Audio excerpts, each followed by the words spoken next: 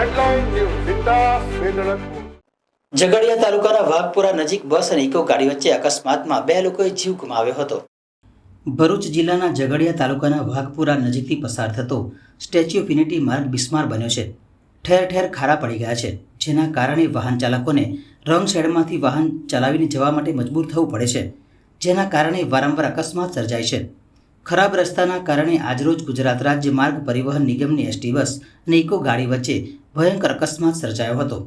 રાજપીપળા તરફથી wrong side પર આવી રહેલી એસટી બસ અને ઇકો કાર સામસામે ભટકાતા અકસ્માત સર્જાયો હતો।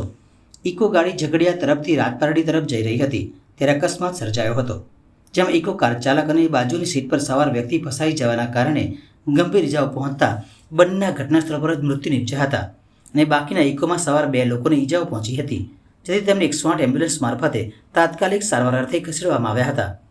મળતી માહિતી અનુસાર ઇકો સવાર લોકો ઇલેક્ટ્રિકના વ્યવસાય સાથે જોડાયેલા હતા, કેમ કે અકસ્માત સર્જાયેલી ઇકો ગાડીમાંથી ડ્રીલ મશીન, કટર મશીન અને વાયર સહિતનો સામાન વેરવિખેર જોવા મળ્યો હતો, જેના પરથી અનુમાન કરવામાં આવી રહ્યું છે કે ઇકો કાર ચાલક અને સવાર વ્યક્તિઓ કોઈ વ્યવસાયના કામ અર્થે જતા હોય તેમ લાગી રહ્યું હતું।